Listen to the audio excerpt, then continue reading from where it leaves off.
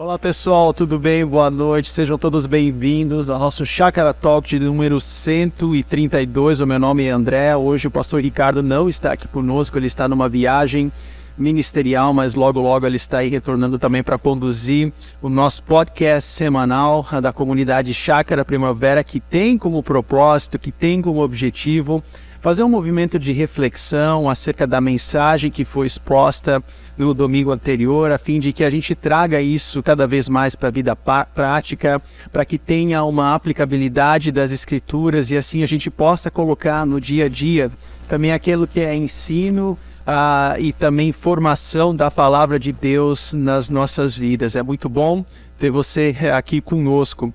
E peço perdão já pelo atraso que nós tivemos aí de quase 15 minutos. O YouTube estava nos passando a rasteira, mas graças a Deus a gente conseguiu aí retomar.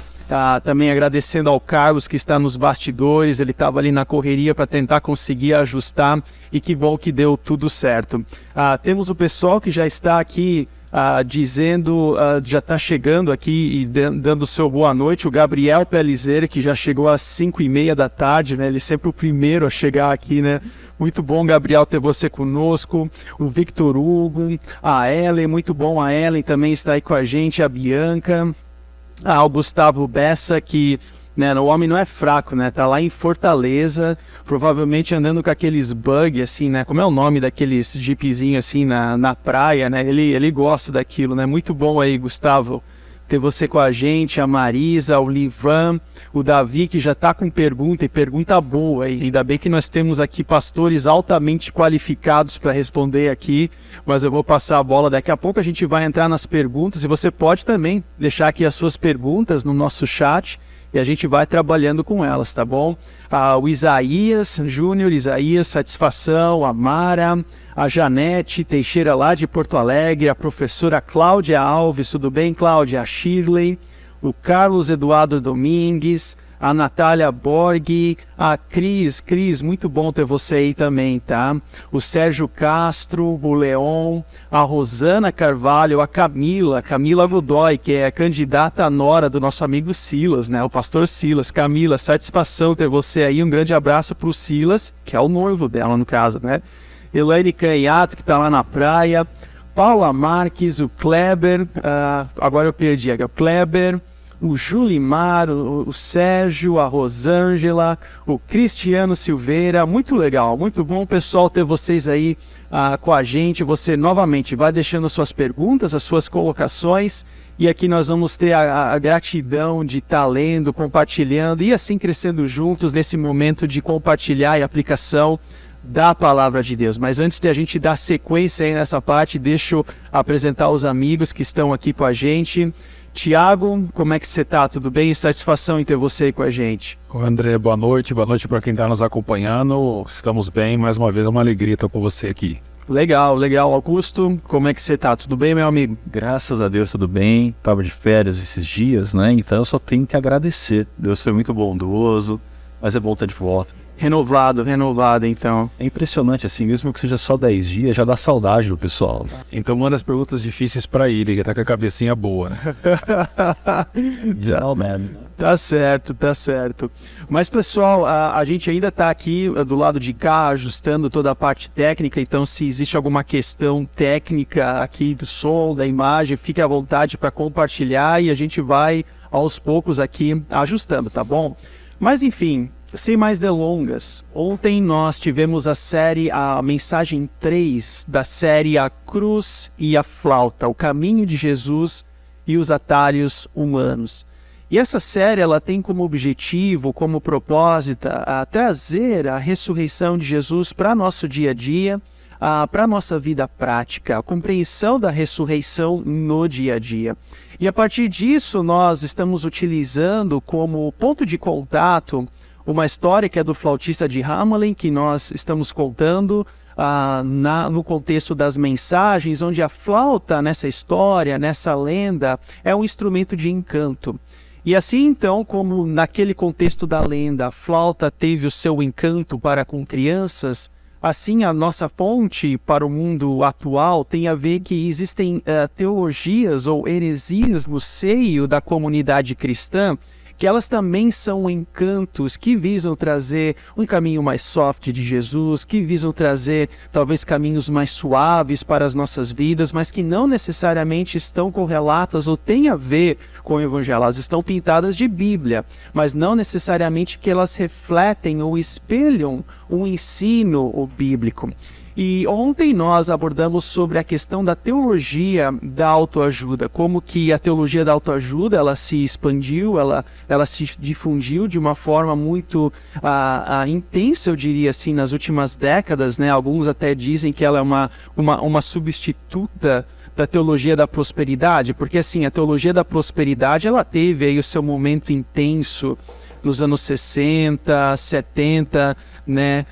E a teologia da autoajuda, ela de alguma forma, ela deu esse boom, né? E sabe o que mais, assim, o que mais me surpreende, até assusta, eu diria assim, né? Porque se você olha na teologia da prosperidade, você vê os poentes de pensamentos, assim, você vê autores, você pode não concordar com nada daquilo, mas você vê autores que escrevem sobre aquilo, já nos anos 70, nos anos 80, ou seja, existe uma corrente de pensamento.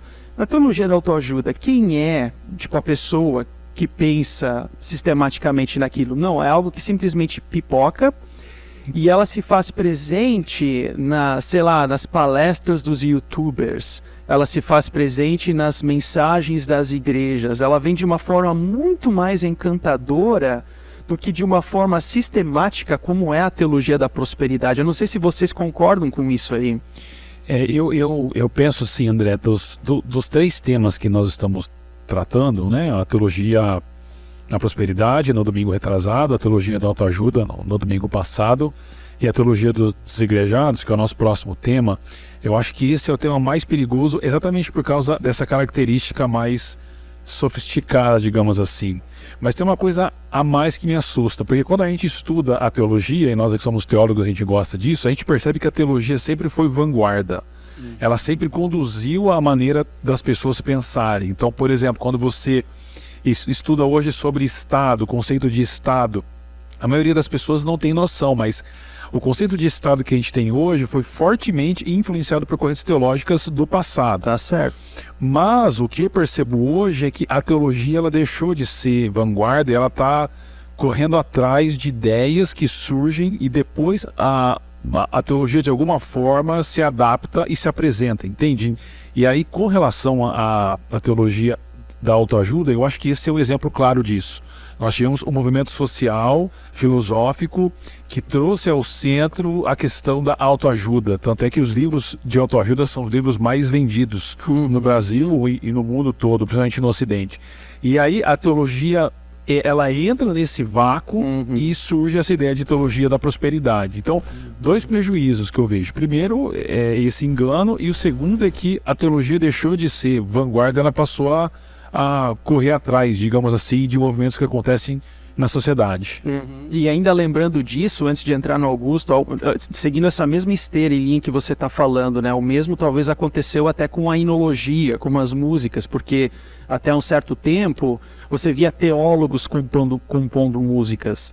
Aí chega uma hora que inverte, você tem um cara que toca bem, um cara que canta bem, aí você vê o empobrecimento até mesmo da qualidade teológica das músicas, e entra espaço para esse tipo de linguagem do tipo, eu sou apaixonado por Jesus, eu quero Jesus cada vez mais, né? Tem uma música aí de um grupo famoso que diz assim, Jesus roubou o meu coração. Não, Jesus roubou o meu coração, né? Então assim, é o empobrecimento, né, da qualidade, porque a teologia, ela justamente, ou a igreja, ela perdeu essa vanguarda, né? E a autoajuda, ou essa autonomia, esse individualismo, ela vem nesse vácuo e acaba alimentando as comunidades, né?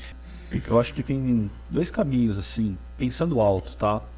O primeiro é que a teologia da prosperidade, ela tem um quê, assim, que é muito discrepante. Porque, por exemplo, ela coloca na boca de Jesus palavras que são de Satanás. Tudo te darei, se prostrado me adorares. Interessante. Então, assim, as pessoas elas vão ouvindo isso, elas vão vendo essas campanhas, né? Até eu já não esqueço uma que eu vi, o cara falava, olha, tá aqui a rosa ungida, você coloca ela na sua casa, se ela murchar, é porque tem opressão demoníaca. E o jurapa, que é assim a rosa murchava, porque você cortou ela da raiz, colocou ela no vaso sem água, entendeu? Não, mas era demônio, né? Então, assim, tem algumas coisas que são tão absurdas que essa teologia precisou se tornar mais soft. Ela, primeiramente, na minha opinião, se tornou uma teologia da vitória, e gradativamente ela foi surfando em outras narrativas culturais, que aí tem essa questão da individualização, do protagonismo do eu, da autonomia, do eu posso, eu quero e eu posso. E aí então a autoajuda, porque até então a própria autoajuda, quando você olha para a literatura, ela é plural. Você tem assim livros como O Segredo, que são livros de autoajuda, mas o universo conspira a seu favor. Né? E gradativamente toda a autoajuda vai nesse centro no eu. E todo o restante, dependendo da sua cosmovisão, da sua tradição religiosa, serve a isso. Então, para mim, quando a gente fala de uma teologia da autoajuda, com um som de flauta na Igreja Evangélica Brasileira, tem a ver com nós transformamos Deus naquele que nos serve, no coadjuvante das histórias onde a gente é protagonista. E isso é muito mais soft, isso é muito mais palatável do que uma teologia da prosperidade que é tão discrepante, que é tão escancarada, que faz lá umas coisas sem sentido. É interessante porque isso me faz lembrar, veja que como a gente circula entre teologia da prosperidade e autoajuda, né? Isso me faz lembrar uma frase, se não me engano foi do Pondé, que ele dizia assim, que a teologia da libertação ela escolheu o pobre, mas o pobre escolheu a teologia da prosperidade, né? Porque ela é uma teologia que vai ao encontro das classes menos favorecidas justamente por essa questão de sofrimento, mas na autoajuda é o cara que fez MBA, é o cara que estuda PhD, é o cara que sabe mexer no YouTube, é o cara que, né, se veste bem, sabe? É uma outra roupagem para trazer algo que você, Thiago, estava falando da individualização, né? E aquilo é cativante aos olhos, sabe? Porque você vê aquela oratória diferenciada, aquelas palavras floridas, e você vai se deixando levar, e quando você percebe, tu tá naquilo, né? Mas assim, ao que se deve isso? Só pegando um parênteses, já que você me cortou agora de quarto, pensa até na questão imagética. Os grandes nomes da teologia da prosperidade, eles têm uma estética própria, que assim é uma estética mais caricata, tudo mais. Quando você vai para os nomes dessa teologia da autoajuda, dessa teologia coach, cara, é uma estética super agradável, super contemporânea, que a gente se identifica com a estética. O cara fala e assim, você pode discordar, mas você fala, o cara fala bem, né? Você tem uma impressão assim, afetiva com aquela imagem que está sendo vendida, muito diferente da teologia da prosperidade. Exato. Eu acho que isso traz uma aderência que às vezes a gente não percebe, mas é mais comum do que a gente pensa, porque é facilmente aderível na nossa forma de pensar, no nosso imaginário social, teológico e tudo mais. Mas eu diria que isso se dá, André, por uma razão muito simples até. Porque eu acho que tenho certeza, que a grande luta nossa é contra o desejo por autonomia. Essa palavra, para mim, ela define tudo e começa lá no Éden. E a teologia da autoajuda, talvez como nenhuma outra, ela promove a autonomia dentro de nós. Então isso começa lá no Éden, quando a serpente diz, vocês serão como deuses, ou seja, vocês serão donos da própria vida, vocês farão acontecer, né? E aí aqui que está o grande perigo, porque aí ela nos conduz, ela nos seduz de uma maneira muito sofisticada e muito perene, no sentido de promover aquilo que o nosso coração no fundo deseja, né? Não é à toa que no texto que você trouxe, quando Jesus ele faz uma dura crítica dizendo que pessoas que vivem para si mesmas, com seus próprios projetos, elas vão se perder, o que ele traz antes são imperativos de tome a sua cruz, tome a sua cruz diariamente e siga-me, porque a única solução para vencer o desejo por autonomia é morrendo para nós mesmos. Não, e esse texto ele justamente traz esse nível de confronto, né? É um confronto com essa característica cultural que nós temos de autonomia, né? Sim. Que você fala, ele vem do Éden, né? Vem desde o Éden, né? Faz sentido. O que me chama a atenção ao mesmo tempo é que assim, há culturas onde que elas possuem uma compreensão muito mais coletiva, né? O samurai, por exemplo, que se envergonhava com o filho, ele se cometia ao suicídio. Ou então, sei lá, em tribos onde o pecado de um, por exemplo, o adultério de um, era o pecado, era o luto de todos, né, da comunidade. Então, assim, são concepções culturais diferentes, mas quando a gente olha para a nossa compreensão ocidental, nós temos essa autonomia muito mais aguçada, né? Muito mais aguçada, muito mais individualizada, é o meu corpo, minhas regras, né? Então isso parece que quando vem um texto desse confrontando, tome a sua cruz e siga-me, parece que não bate o tipo. Entendeu? Não bate. Mas assim, é interessante que quando Jesus fala isso, ele fala numa cultura comunitária. Exato. Não numa cultura como a nossa. Exato. Então, numa cultura como a de Jesus, ele já teve que falar uma expressão que tem anos, né? Que ele diz: negue-se a si mesmo.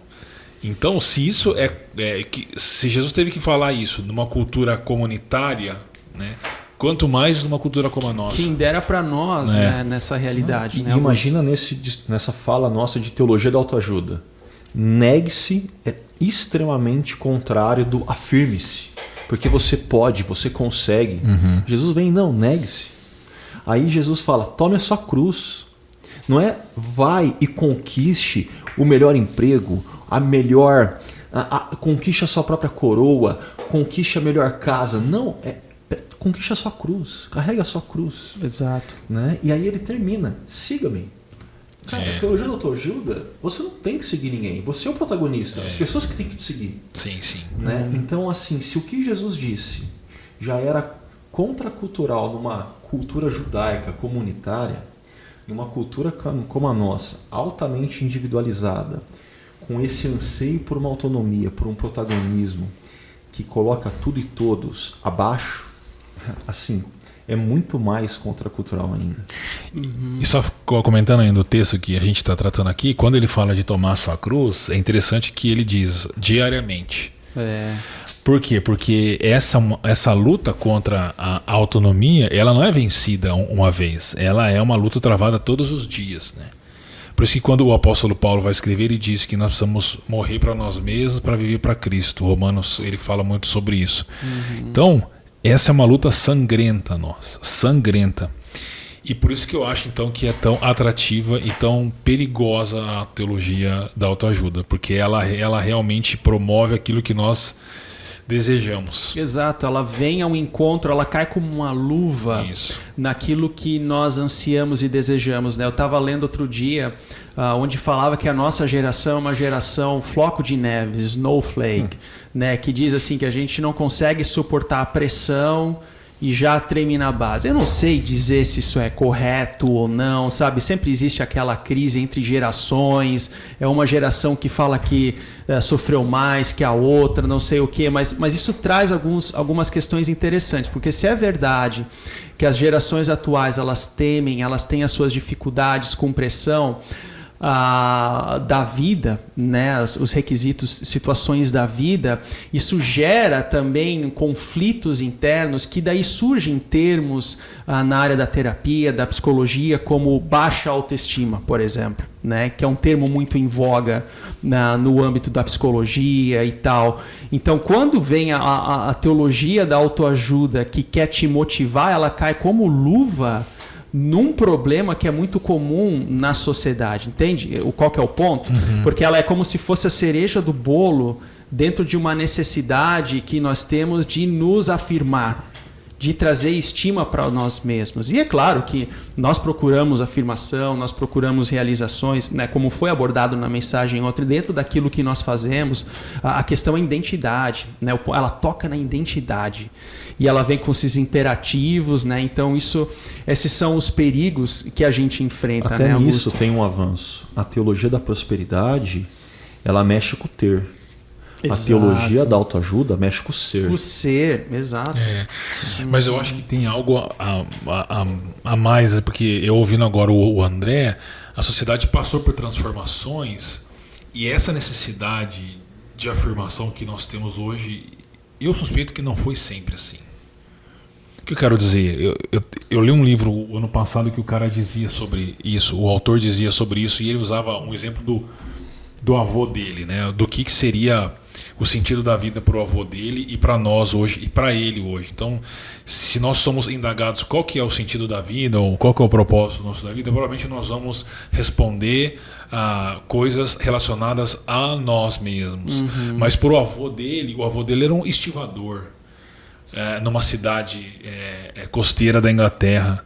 E ele disse que o avô dele, o propósito, se fizessem essa pergunta para ele, o propósito seria o seguinte: minha família tem comida na mesa, tem sapatos nos pés, tem aquecimento no inverno, tá bom. Então o propósito estava sempre no outro, mas houve uma mudança filosófica, social e psicológica, no qual nós nos tornamos o centro do mundo a partir de nós mesmos. E eu acho que isso tem implicações enormes, por exemplo, com a questão dos transgêneros hoje. Eu acho que a gente está chegando nesse ponto de transgêneros hoje por causa dessa transformação que nós tivemos da centralização do eu, do ego, do movimento de antropologia, né, ou um movimento antropocêntrico. Aí. Então é algo muito mais profundo, assim. Sim, sim. E sabe que eu estava me lembrando a partir dessa tua fala, né, que de uma fala de um professor, inclusive do hebraico, né? Ele fala algo muito interessante que tem a ver com esse pensamento que a gente está abordando, porque a forma como nós conjugamos os verbos no Ocidente sempre começa com eu. Eu, tu, ele, nós, vós, eles, etc. Né? E no hebraico começa com ele. Ele, tu, eu. Ou seja, ele, Deus, ele é maior, é mais importante. Depois vem tu. Depois vem tu. E por último, eu. Ou seja, é um pensamento bíblico de colocar o outro acima de si mesmo. Ou seja, tem essa perspectiva, né, que para nós no Ocidente sempre parece, pô, peraí, deixa eu respirar e ver se eu entendi isso aqui. Aí você vai, né? Mas, pessoal, tá bombando aqui o pessoal do chat, tá? Gustavo Bessa tá compartilhando aqui o foco alto ajuda e não ajuda do alto. Realmente, ajuda do alto, né? Um jogo de palavras aqui interessante. O U pelo, né? L. O U pelo L. Tem que trocar o U pelo L, né? Isso aí. Acho que é antigo essa questão de tentar se aperfeiçoar pelo esforço próprio, diz o Gustavo. Os judaizantes, eram os coaches da época de Paulo. Interessante pensar assim, né? Interessante. Porque Paulo enfrenta realmente problemas, por exemplo, na carta dele aos Gálatas, ou mesmo aos Filipenses, a questão era da circuncisão. Exato. E a circuncisão era uma confiança na própria carne que a gente pode aplicar na questão da autoajuda, e Paulo combate isso dizendo que a confiança não deve estar no ato da circuncisão, mas deve estar na obra de Cristo. E mais acima, ele inclusive cita Gálatas 3:3, né? Será que vocês são tão insensatos que, tendo começado pelo Espírito, querem agora se aperfeiçoar pelo esforço próprio? Sim. Olha que interessante isso. Olha, porque assim, vamos aplicar isso para o nosso texto. O indivíduo que conhece a graça, é regenerado, é alcançado, que vive aquele primeiro amor. Aí ele olha para o esforço próprio e aquilo que Paulo fala aqui, você é um insensato. Mas sabe por que eles são? Porque o flautista passou na Galácia e tocou a flauta. Entendeu? Entendi. Dizendo, vocês precisam se circuncidar para... Teve um flautista lá também. Então. Teve. Sempre tem flautistas por aí. Né? Teve um flautista. Alguns ainda. André, mas ouvindo você ontem e ouvindo aqui os comentários do Bessa agora, saudades suas, meu amigo. Eu me lembrei de quando Paulo diz em Coríntios que nós somos cooperadores com Deus. Da graça. Né? E toda vez que eu leio isso, me vem na cabeça que existem 3 tipos de pessoas no mundo. 3 tipos. Aí, para fazer uma brincadeirinha aqui, piada... 3 tipos de pessoas, as que sabem contar e as que não sabem, né? Brincadeira, não são esses 3 tipos de pessoas. Você é corintiano, isso é uma piada. Para mim, desses 3 tipos de pessoas tem o seguinte: tem aquela pessoa que olha para Deus e fala, Deus, você é todo poderoso. Assim, não existe ninguém que seja comparável a ti. Você pode todas as coisas. Eu vou ficar aqui, sentado, orando, você faz tudo. Eu não tenho o que fazer. Eu só tenho que orar. Deus, você é Deus. Você faz tudo. Existe o outro tipo de pessoa que eu acho que aqui está dialogando mais com o nosso tema desse domingo, que chega para Deus e diz: Deus, quando você me criou, caprichou, hein? Assim, eu tenho dons e talentos que ninguém mais tem. E mais, Deus, assim, eu me esforcei tanto, eu fiz MBA, eu fiz um conjunto de cursos. Assim, Deus, fica de boa, deixa comigo que eu resolvo. Deus, assim, é só você não atrapalhar, Deus, eu faço. Mas existe um tipo de pessoa que fala como Paulo, que nós somos cooperadores. Nós fazemos junto com Deus. Por quê? Porque Deus deu esse privilégio para a gente, por graça. E eu acho que, e na chácara, a linguagem que a gente usa é cocriação. Essa expressão, esse conceito tão caro para a gente na nossa comunidade, para mim, ele é o soco no estômago da teologia da autoajuda. Porque você não faz sozinho, você não faz com Deus sendo coadjuvante, nós é que somos coadjuvantes de Deus, que é o protagonista. Nós fazemos junto com Ele, nós somos cooperadores. Interessante. Isso aí me fez lembrar uma questão que eu até ouvi desses pregadores da autoajuda dizendo que, e eu ouvi isso até de gente que não era da autoajuda, que Deus criou tudo para nós. Então nós somos o último ato da criação e Deus criou tudo para nós. Mas não é verdade. Não é verdade. Se você ler, por exemplo, Colossenses capítulo 1, você vai ver que tudo foi criado para Cristo. Jesus ele é a origem e é o objetivo de toda a criação, inclusive nós mesmos, né? Por aí a gente já começa a destronar esse flautista, e aí essa tem uma relação com o que o Augusto falou, no sentido de que nós estamos aqui como coadjuvantes para participar daquilo que Deus está fazendo em Cristo, porque Deus criou todas as coisas para o Filho. E nós fazemos parte disso. Interessante.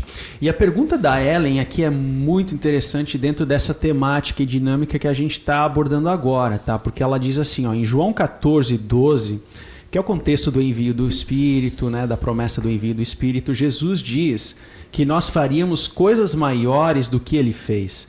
Isso não pode confundir nosso entendimento, levando-nos a pensar que somos super-heróis? Essa é para biblista, eu tenho certeza. É porque aí quando o texto fala de coisas maiores, a gente pensa em coisas maiores no sentido de portentos, né, de milagres de Jesus. Mas não é isso. Por exemplo, Paulo fez coisas maiores que Jesus. Em que sentido? De levar a expansão da mensagem de Jesus para muitos mais lugares do que Jesus fez, né? Então, é nesse sentido. E o segundo ponto é, quando ele fala que nós faríamos coisas maiores, não é nós sozinhos, mas é nós nele, pela pessoa do Espírito Santo. Então, dessa forma, ele está fazendo em nós. Então, é nesse sentido, eu acho que a gente entende isso. Não é que ele apenas faz em nós, mas ele fazendo através de nós. Sim, exatamente. Porque nesse contexto ainda, como disse, eu acho que você mesmo, né? A questão do Espírito Santo, nesse capítulo 14, né, que Jesus diz, eu vou preparar moradas, tal, e aí pode dar uma polêmica aqui, mas preparar moradas, todo mundo entende assim, preparar moradas no céu. A exegese não é essa, a exegese é o Pentecostes, é o Espírito aqui, então nós já somos moradas de Deus, né? Você gosta dessa exegese também? Gosto bastante. Amo essa exegese, nossa, amo. Legal. Ó, o William tá aqui também. William, satisfação em ver você. Um grande abraço para você, para Márcia, a Regina e o Araquém também estão aqui com a gente, a Sumara. O Davi, deixa eu ver, deixa eu ver se eu entendo o contexto que ele menciona aqui da nossa fala, tá? Quando ele fala, ele faz uma colocação. Isso não seria o motivo dos pedidos de oração se concentrarem nas questões relacionadas com o corpo do que com as questões espirituais, confissão de pecados, eternidade, inferno, reino dos céus? Eu não me recordo qual que era o contexto da nossa fala que motivou aqui essa colocação dele, tá? Mas aqui ele fez uma outra pergunta aqui, deixa eu ver se eu encontro, do Davi. Existe uma correlação, ele pergunta, entre a justiça própria e a autoajuda? O ponto, né, que nós até no bastidor aqui conversávamos, né, o que é essa justiça própria, né? Se a justiça própria é a minha capacidade, o meu esforço, a minha capacidade de superação, então ela sim tem uma correlação com a autoajuda ou não? Como é que vocês pensam ou refletem nessa pergunta aí? Você quer ir da conversa do bastidor onde você falou dos fariseus e eu falei da meritocracia? Sim, pode ser. Mas eu entendo que sim, há uma relação direta, né? E essa resposta tem até uma relação com aquilo que a gente falou da pergunta ou da colocação do Gustavo agora. A justiça própria é você fazer coisas e achar que você merece o que você recebe. Né? Então você aceita ser circuncidado e aí você é salvo. Você vai à igreja e dizima e por isso Deus ele tem que te abençoar, né? Mas o escândalo do evangelho, o Tim Keller fala muito sobre isso, não é porque a gente faz para ser amado, né? Nós somos amados independente de qualquer coisa. Então tem uma relação, para mim, direta entre justiça própria e autoajuda, sim. Não, perfeito. Acho que nesse ponto, eu vou citar de novo uma frase que eu já citei em outros podcasts do Dallas Willard. A graça, ela não é contrária ao esforço. Ela é contrária ao mérito. Nós não temos mérito em nada.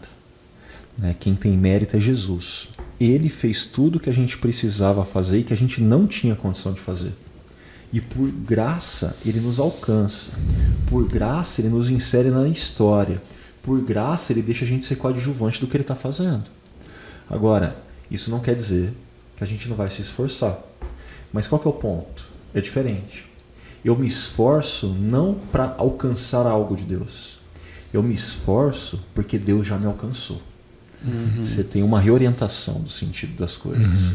E eu me esforço não a partir das minhas próprias forças, mas eu me esforço em parceria com Deus, novamente, cooperador com Deus. Sim. Né? Interessante, interessante. Agora, quando a gente entra nesse texto de Lucas, né?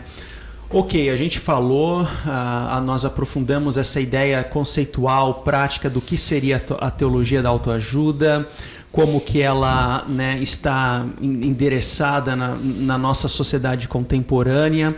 Aí vem a palavra de Jesus como um contraponto a isso, da sabedoria bíblica, né, dizendo, se você quiser me acompanhar, negue-se a si mesmo, tome diariamente a sua cruz e siga-me, né?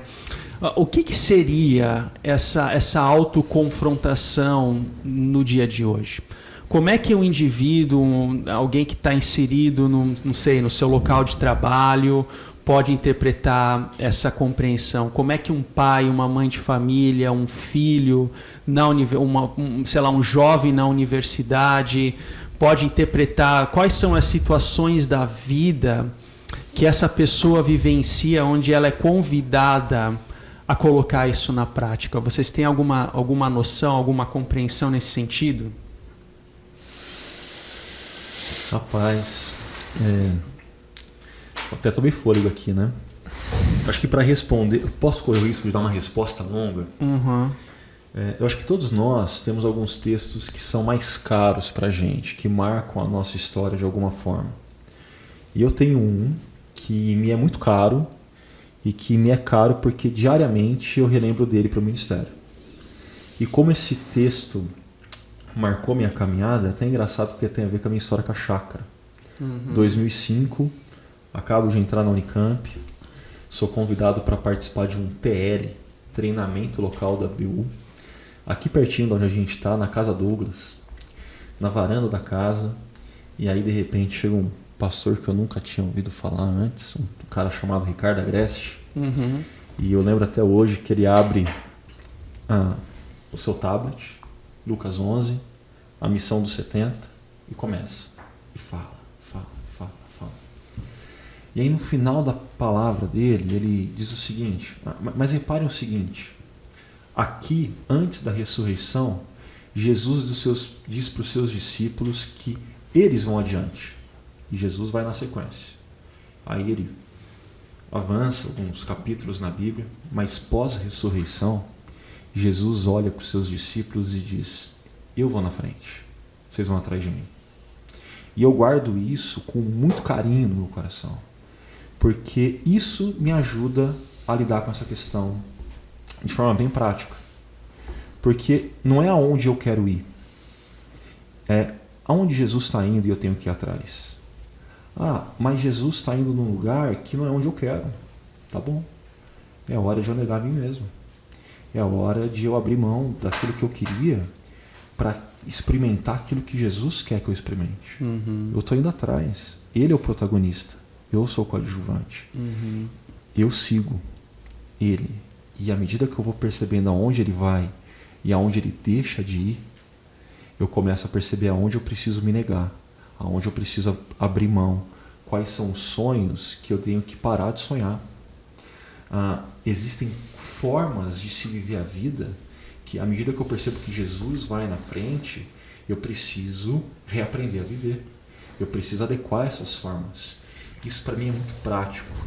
E isso tem tudo a ver com o texto que você trouxe de Lucas 9. Porque após Jesus dizer, negue-se a si mesmo, tome diariamente sua cruz, siga-me. Quem vai na frente? É o próprio Jesus. É o próprio Jesus, né? E Tiago? Olha, eu acho que todos nós enfrentamos uma crise tremenda por seguir a Jesus. Não é fácil. E eu sempre falo isso, né? Do mito da vontade de Deus como algo que nós temos alegria assim, em seguir o tempo todo. Que a vontade de Deus é boa, perfeita e agradável, ponto final. A palavra de Deus diz isso e é bom. Isso não significa que ela está de acordo com a nossa vontade, né? Então, quando as pessoas enchem a boca e dizem assim, eu quero vir no centro da vontade de Deus, eu tenho medo. Porque o centro da vontade de Deus provavelmente não vai ser a nossa vontade, né? Então, partindo desse ponto, todos nós que desejamos seguir a Jesus de verdade, a gente vai enfrentar problemas, porque nós somos, desde o Éden, instados a buscar a autonomia e a viver do nosso jeito, e como disse o Augusto, seguir a Cristo é renunciar o tempo todo, né? E no ministério pastoral a gente vive isso quase que 24 horas, porque a gente vive para os outros ao invés de viver para nós mesmos, né? A gente vive uma autodoação o tempo todo, a gente ora pelas pessoas, a gente se dedica às pessoas, a gente dá o tempo para as pessoas e tal. E às vezes a gente entra numa crise dizendo, mas é isso mesmo que eu tenho que fazer? Será que não é o outro caminho? Ou vocês não passam por isso? Exatamente. Então, eu acho que a gente passa isso. E, por exemplo, falando de igreja, né, a gente sonha tanto com algumas coisas na igreja e a gente tem planos para fazer acontecer, mas às vezes elas não acontecem e nós somos tentados a trilhar caminhos que às vezes não são caminhos muito saudáveis para isso. E aí esse é um ponto da gente desistir, reconhecer que os nossos caminhos estão errados, reconhecer que nós não temos as soluções e descansar no cuidado de Deus sobre uma comunidade local. Eu já passei isso algumas vezes assim, e é uma luta interna terrível. E saindo do ministério pastoral e pegando novamente essa minha fala de que Jesus vai na frente, o cara é empresário. Jesus está indo na frente. Sim. Opa, porque Jesus vai na frente, ele não vai entrar em esquemas de sonegação. Ele não vai entrar em esquemas que ferem a ética que Jesus ensinou para ele. Exato. Ele vai onde Jesus está indo. Porque Jesus vai na frente, ele vai dedicar uma porcentagem dos lucros para os menos favorecidos. Porque Jesus vai na frente, ele vai pagar salários justos e dignos. Assim, essa compreensão de que nós seguimos a Jesus porque ele vai na frente, não tem a ver com a gente que é pastor. Tem a ver com todos nós que somos discípulos, independente da área onde a gente está, independente de onde Deus nos colocou. Ele tem que ir na frente. Isso tem que impactar como a gente vive nos lugares que Ele nos colocou. E você traz esse exemplo de um empresário, né? Então, um empresário, ele diariamente é colocado numa intersecção onde ele tem as suas necessidades financeiras, os seus sonhos, os seus almejos, e a possibilidade de, sobressair numa fatura e ganhar, né, de alguma situação de uma forma não ética, né? Até interessante porque certa vez eu estava conversando com um advogado num bate-papo assim informal e ele vivenciou uma situação muito parecida com essa, e é claro que a gente não abre muita situação para não expor a pessoa, né? Mas havia um caso que apareceu na mesa dele de um problema de container no porto. E assim, era um problema, na nota dizia assim, equipamento eletrônico do Oriente, assim, né? Mas a pergunta é, o que vai dar tanto problema com um container de equipamento eletrônico? E o potencial cliente dele não queria falar o que tinha dentro do container. Daí ele falou, e ele assim, olhando para a vida dele, com sonhos, construção da casa própria, um negócio de milhões, ele poderia faturar milhões, né? Milhões, assim, com sonhos como um jovem advogado, ambições na vida, até que com muita, assim, muita dor, porque ele via a necessidade dele, ele disse, não, eu não vou aceitar esse caso. Tempos depois, surge na imprensa a situação de que havia pessoas dentro do container, ou seja, era um tráfico humano. Então percebe, inclusive na mensagem ontem foi falado sobre o ser humano necessitado, de que nós temos as nossas necessidades, né? A partir do conceito do Nefesh, que é um dos conceitos desse termo que significa vida no Antigo Testamento, a vida integral do ser humano, né? Mas é interessante que nós temos as nossas necessidades. E quando a gente confronta a nossa necessidade com o discipulado de Jesus, é ali que a intersecção, que a tensão acontece. Então, por exemplo, é claro que eu dei um exemplo de um complexo, de um grau de complexidade maior, mas assim, em situações do dia a dia, por exemplo, marido e mulher numa situação conflitante de casamento, qual que é o caminho mais fácil? Hoje é muito fácil se divorciar, se você for analisar, isso não tem dificuldade nenhuma, o divórcio. Qual que é o caminho de carregar a cruz, seguir a Cristo? Peraí, vamos sentar para conversar e ver o que está acontecendo. Sabe, isso é carregar a cruz, né? Educação de filhos, por exemplo. Filhos precisam de estímulos. E é interessante que quando a gente olha, eu e minha esposa estávamos refletindo sobre isso, que a gente não mora num condomínio muito grande, né? Mas assim, são poucos os pais de crianças pequenas que passeiam no condomínio com os filhos. Onde estão os pais? Né? Ou eles estão assistindo TV, ou eles estão, sei lá, até jogando videogame. Tem aquele que joga, assim, o cara tem 40 anos e joga videogame. Falou que comprou pro filho, mas comprou quem tá jogando pro filho, ele né? que tá jogando. Claro, enfim, né? Mas assim, existe uma autonegação dentro desse âmbito, espectro maior da complexidade, mas assim, de questões diárias da vida. A negação a mim mesmo, é claro que eu gostaria de estar no domingo assistindo um jogo de futebol. Aí vem a filha e pede para brincar junto, assim. Sabe, como pai, como mãe, como marido, como esposa, a gente tem esses conflitos, assim, no âmbito do dia a dia, mas também no âmbito maior da ética, no mercado de trabalho, do professor na universidade, do estudante na universidade, tipo, o jovem hoje, né, num contexto universitário, né, você tem amigos que compartilham talvez de uma ética que não é a ética cristã, e você está inserido naquele meio, como é que você se porta diante daquela situação? Ou seja, percebam que o negar a si mesmo, ele é muito complexo. Ele é muito complexo. E a gente vive naquilo que o Gorin fala, numa intersecção, né? E essa intersecção, ela por vezes, ela é muito dolorosa.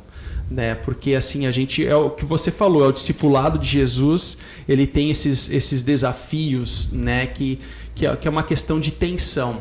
Me fugiu a palavra certinha que ele traz de Newbeck, inclusive é a tensão insuportável, se eu não me engano, alguma coisa nesse sentido, porque traz tensão.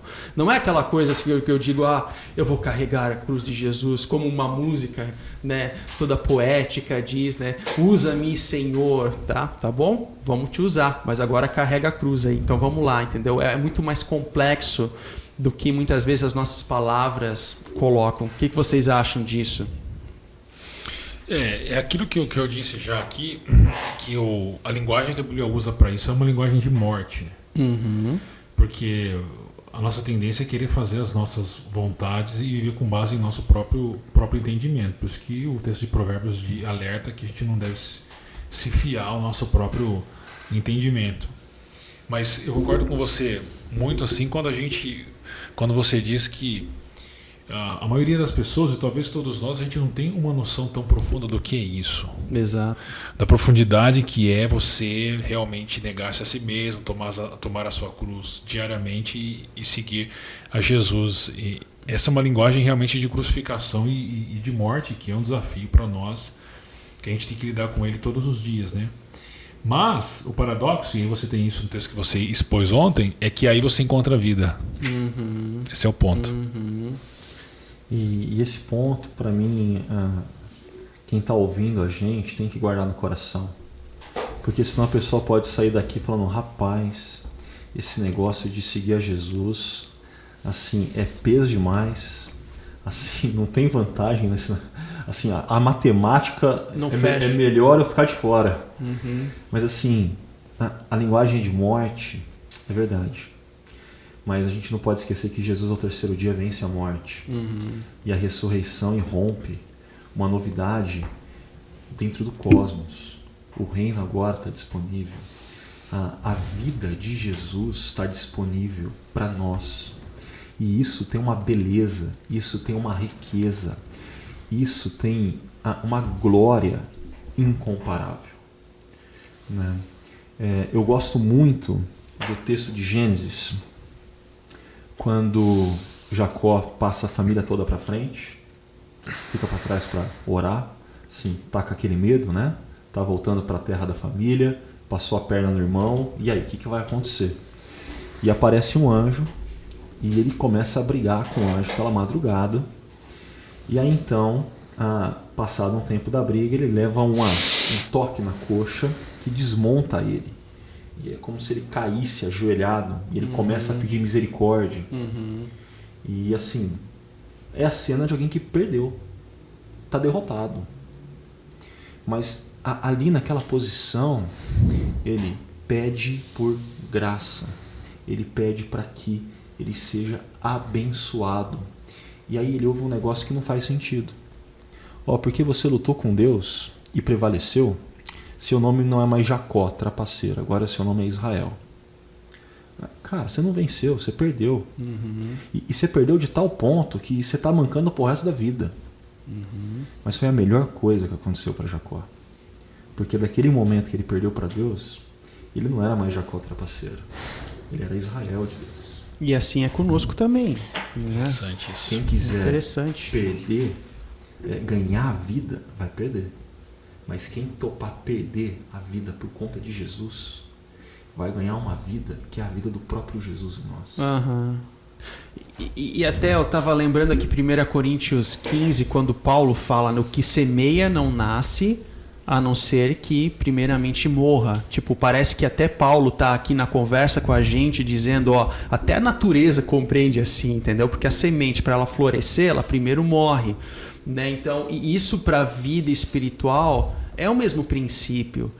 Eu morro para mim mesmo para poder viver com ele, né? E esse exemplo que tu traz, então, eu não sei, isso é muito profundo, né, Tiago? Assim, a forma como a gente traz isso e aplica para a vida, ela, assim, às vezes soa de uma forma filosófica demais para aquilo que na prática da vida e do dia a dia é o carregar da cruz, mas esse é o caminho. Esse é o caminho. E o resultado é quando Paulo diz que já não sou eu mais quem vive, mas Cristo vive em mim. E aí isso tem uma relação com aquilo que o Augusto estava falando sobre Jesus ir na frente, né? Então, como que é ser um empresário, como que é ser um pai, uma mãe, uma professora, uma engenheira? Como é que Jesus seria como engenheiro? Exato. Como é que Jesus agiria como um advogado, um pedreiro, um vendedor? Ou um marceneiro, né? Ele foi um marceneiro, né?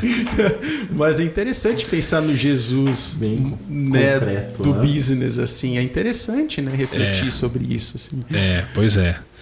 Mas é um desafio enorme e eu acredito que é o maior desafio que nós temos, assim, aqueles que já passaram pela experiência de ter um encontro pessoal com Cristo, uma vida transformada, esse é o desafio que se coloca e é por isso que é um desafio diário, assim. E a gente não vai ter fim nesse desafio desse lado da eternidade, né? Ele só termina do lado de lá. Enquanto a gente está do lado de cá, é a briga terrível com a nossa carne. E isso é muito confortante saber, assim, né? Que é justamente no momento que eu sou fraco é que eu sou forte. Sabe, esse paradoxo, se você for analisar, ele é difícil de colocar na nossa matemática, onde 1 mais 1 é igual a 2, mas assim, na vivência da espiritualidade, isso é um conforto muito grande. Porque chega um momento da vida em que a gente vai dizer, Deus, só, daqui para frente, tipo, o problema é teu agora, assim, é você que conduz a história, porque eu não tenho a capacidade e condição de lidar com isso, entendeu? Mas assim, pensando em situações que... Porque nós temos a necessidade de controlar situações, né? Isso faz parte de nós, de resolver situações, né? Principalmente aquelas pessoas que são mais orientadas para a solução dos problemas, tal, assim, isso é uma condição muito forte, né, no indivíduo, mas existe uma dinâmica da vida em que foge da nossa alçada. E é ali que a confiança ela é testada, né? E quando você percebe a sua situação de fraqueza, de impotência, de incapacidade, é ali que acontece a rendição, né? Senhor, eu não tenho todas as respostas para todos os problemas, né? E o Gustavo, inclusive, ele faz aqui uma conexão com a primeira mensagem da série que fala sobre a ressurreição, onde ele diz, pois a morte está ligada de certa forma com ela. Gosto do que o padre tcheco Thomas Hauck fala. Eu não conheço Thomas Hauck, eu não sei se um de vocês conhecem aí. Não. Somente a fé que passou pela sexta-feira da paixão experimenta profundamente o domingo da ressurreição. Domingo da ressurreição. É interessante. Ele está falando aqui de uma situação que depois eu fui ver, que quem fala isso foi o Bonhoeffer, inclusive no livro do Discipulado, tá? Porque Jesus ele pede, né, Senhor, Pai, afasta de mim esse cálice. Afasta de mim esse cálice. E ali o Bonhoeffer ele fala assim, é como se Deus estivesse falando assim, sim, eu vou passar, mas primeiro você tem que beber. Primeiro você tem que beber o cálice. Aí ele vai passar. Então, assim, passar pela sexta-feira da paixão, numa aplicação para nós é reconhecer que nós somos pecadores, para que a gente possa experimentar profundamente o domingo da ressurreição, que é essa novidade de vida, né, que vocês estão falando, né? E ele também continua, para experimentarmos o poder diário da ressurreição, temos que morrer diariamente. Teve um cara no passado, assim, um tal de... Não sei se vocês já ouviram falar de Lutero, que ele falou assim, de viver o batismo diariamente, que é isso aqui, né? Você está super feliz. Citou Bonhoeffer e Lutero no mesmo podcast. Exatamente. Né? Que é o chamado da conversão diária. Interessante, né? Porque a gente acha a conversão como aquele evento no passado, sabe? O dia que eu aceitei Jesus. Tem um dia, uma hora, um lugar, e faz parte, eu acho, também, né? Tem as situações em que isso realmente acontece, mas a conversão diária é isso mesmo. É reconhecer diariamente esse ciclo de que eu sou pecador, mas ao mesmo tempo abençoado e agraciado por Deus, né? Algum ponto a acrescentar diante disso, pessoal? Eu lembro de um filme que eu assisti que isso existe. Algumas igrejas que tem quando você entra pela porta do templo, do santuário, tem um lugar lá com água do lado e as pessoas tocam naquela água porque é a água que as lembra do batismo delas.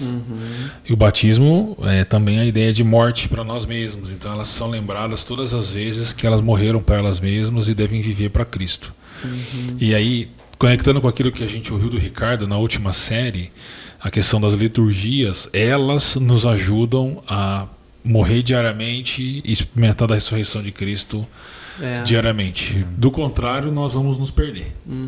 É interessante porque, inclusive, na igreja, ou na capela do seminário onde que eu estudei, a pia batismal está na frente da igreja. E o símbolo que está por detrás, né, o significado daquilo é que o batismo aponta para a cruz que está no altar. Então eu vivo hoje diariamente o meu batismo por causa da cruz, por causa daquilo que ele fez em nosso lugar, o nosso perdão, né, a misericórdia, a morte e a ressurreição. Então tem essa conexão do nosso batismo no sentido de vivê-lo, né, diariamente. Cristiano Silveira também faz aqui um comentário. Mesmo aqueles que seguem a Cristo às vezes se perdem no meio do caminho, às vezes fazendo alianças externas. É exemplo do caso de Josafá, né, em 2 Crônicas. Basicamente um atalho que custou muito caro, né? Interessante que essa linguagem de atalho, de encanto, assim, a gente o esforço próprio, né? A própria Ellen falou ali do caso de Jonas, né? Ela cita em algum momento. A gente pode fazer várias conexões assim com outros textos, né? Isso é muito bacana, né? Então, na busca pelo poder, o Cristiano continua, né? Às vezes vale tudo, mas esquecemos que a vontade de Deus é que prevalece. É interessante pensar dessa forma, né? Que assim, para seguir a minha vontade, o meu esforço, há situações na vida em que o ser humano ele é levado à loucura. Ela é levada à loucura. Eu não estou falando aqui somente nas grandes catástrofes, mas em situações diárias do dia a dia. O roubo é uma grande loucura, o furto é uma grande loucura, né? Enfim. O adultério É uma grande loucura. Então, assim, pensa, a gente pode explorar isso de uma forma que, assim, quando a gente se ilude com essa flauta para fazer o nosso esforço, a nossa vontade, as consequências elas podem ser muito grandes. Elas podem ser muito grandes, né? Então é bem interessante isso que está sendo tratado. Né? A gente estava conversando no grupo dos pastores acerca do subtítulo da série, né? Uhum. Que a cruz e a flauta, a gente tinha certeza. Assim, a gente falou, nossa, é isso. Mas o subtítulo me lembrou um livro do Eugene Peterson, que foi traduzido por O Caminho de Jesus e não os atalhos humanos, o atalho da igreja. Os atalhos da igreja. Exato, É um livro antigo, mas acho que dá para achar por aí ainda. Eu tenho esse livro. Eu já li. Mas quando eu vejo aqui o comentário do Cristiano, eu acho que tem duas formas da gente correr o risco que ele está falando, né? A primeira é porque enquanto a gente está na história, desse lado de cada eternidade, como o Jaqueto trouxe, a gente falha, a gente erra, a gente tropeça. Mas o ponto é que, caiu, levanta. No final da história, a gente tem a promessa do próprio Jesus que ele vai completar a obra que ele começou. Enquanto isso, a gente está em obras. Vamos lá. Opa, ergui um muro errado, tem que derrubar? Derruba o muro, vamos erguer de novo, sem crise. Mas existe um segundo, que para mim aqui eu acho que seria a minha última fala, já que eu vi que você olhou para o relógio, que às vezes a gente erra, porque a gente lê alguns textos mal. E aqui eu acho que tem um lance da teologia da autoajuda que é, como ela é sutil, como ela é elaborada, a gente acaba lendo umas passagens e falando, nossa, é isso mesmo. A gente lê Davi com o gigante, ouve o youtuber dizendo que as pedrinhas, o que ele tem que fazer assim, um step by step. Você fala, cara, é isso que o texto bíblico está dizendo. Aí você tem que chegar para o cara e falar, não é isso que o texto bíblico está dizendo. Assim, cuidado, porque às vezes essa vertente, essa onda da teologia da autoajuda, ela corrompe as lentes com que a gente está lendo o texto bíblico. E aí a gente se enrola dando referência bíblica, falando que o texto nunca quis dizer. Pinta de Bíblia o que não é. Aquilo que não é, né? Legal, então assim, fechando essa página, não resolvendo o problema, né? Mas assim, fechando essa página, ao menos nessa série, e se tratando da teologia, da autoajuda, na próxima semana, né, Tiago, a gente vai dar sequência na reflexão, na última semana, no último final de semana dessa série A Cruz e a Flauta, onde a gente vai falar e abordar sobre essa questão dos desigrejados. Aí dá um spoiler daquilo que vem na semana que vem aí, Tiago. Pois é, a gente fecha a série, nós vamos tratar sobre a teologia dos desigrejados, que é um fenômeno recente até, e nós vamos entender à luz do texto de Hebreus, capítulo 10, versículos 19 a 25, as novas realidades do povo de Deus, quem é o povo de Deus e, consequentemente, como vive esse povo, né? Nessa jornada que nós temos. Um dos panos de fundo do livro de Hebreus, além de Cristo como nosso grande sumo sacerdote, é a ideia do povo peregrino pelo deserto. Então o povo de Deus continua na peregrinação e ele tem uma nova realidade fruto do que Jesus fez, e ele tem um novo jeito de convivência também, e a gente vai aprender e sermos desafiados a isso. Que legal, Tiago. Podemos falar? Só uma pergunta para você, importante. Hein? Você devolveu o seu espelho para sua filha depois de ontem? Devolvi. Eu tive até que falar, tá aqui, amor, tá bom? Tá aqui, tá bom. Não, então. Só essa pergunta dou por encerrado. Ai, que legal, pessoal. Então, Tiago, Augusto, uma última palavra aí de encorajamento, de bênção aí pro pessoal que nos acompanhou até tarde. A gente teve o nosso atraso e muito obrigado aí pelo acompanhamento de pessoal. Augusto, Tiago. Eu tô lembrando do Jesus roubou meu coração, mas não guardem isso. Guardem que a gente é parceiro com Deus. Mas a gente é parceiro não em pé de igualdade. A gente é aquele parceiro que vai atrás. Jesus vai na frente. Ele é protagonista. A gente coadjuvante, pela graça dele. Legal. Eu termino só lendo aqui o texto de Colossenses que eu citei, porque diz, Colossenses 1,16, pois nele, em Cristo, foram criadas todas as coisas nos céus e na terra, as visíveis e as invisíveis, sejam tronos ou soberanias, poderes e autoridades. Aí ele diz, todas as coisas foram criadas por ele e para ele. Interessante, né? Eu acho que para mim a palavra que resume tudo isso, que é uma palavra pastoral, tem a ver com descanso, né? Porque a teologia da autoajuda, em última análise, nos suga, ela traz imperativos, ela nos consome. Então, assim, é uma teologia quando a palavra de Deus ela tem esse aspecto do refrigério, do descanso. Eu acho que quem não quer descanso, quem não quer consolo, quem não quer amparo, né? Eu penso que a palavra de Deus ela é doce como mel também para trazer esse consolo, esse amparo, esse descanso para a alma que a gente tanto precisa. E esse foi aí a minha última compreensão e palavra acerca desse tema. Mas antes de a gente encerrar, tá? A Paula aqui do Nexo Coworking, ela pediu para a gente compartilhar um evento que acontecerá agora dia 29 de abril às 9 horas, tá?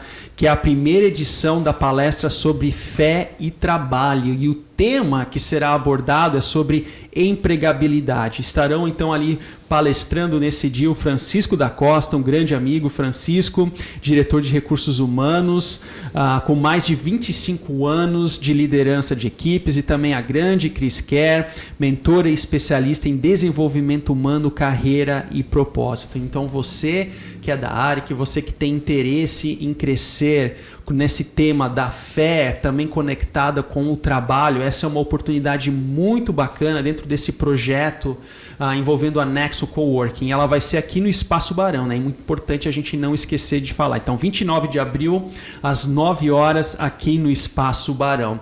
E eu quero convidar você, então, para estar presente com a gente no próximo domingo, na última mensagem da série A Cruz e a Flauta, onde o pastor Tiago estará abordando sobre esse tema da questão dos desigrejados, como entender, como compreender a relação do convívio comunitário, do apoio mútuo uns aos outros, dentro desse mundo tão individualista que a gente vive, né? Então você é convidado para estar com a gente no Espaço Paineiras às 9, 11, 19 horas. Você aí do Chácara Online, pessoal, transmissão nos 3 encontros e aqui no Espaço Barão também às 10 horas. Então, vem com a gente, participe com a gente nessa última mensagem da série. E eu desejo para você que Deus te abençoe grandemente nessa noite, nessa semana. Para você que nos acompanha em outras plataformas, em outros horários, bom dia, boa tarde para você também. Que Deus te abençoe grandemente e que sejamos aí uma semana abençoada, orientada pelo descanso de Deus, pelo conforto de Deus, porque é Ele quem nos guia. Então, siga Ele. Um grande abraço.